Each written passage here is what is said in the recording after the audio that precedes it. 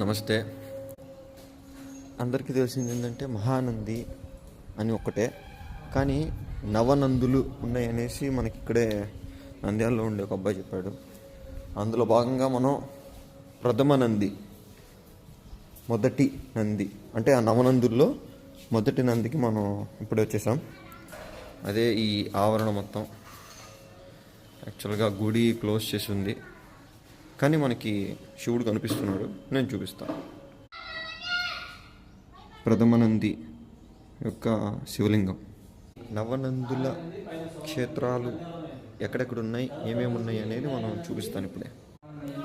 ఇది నవనంది క్షేత్రాలు నంద్యాలలో ఉన్నాయి. మొదట ప్రథమ నంది.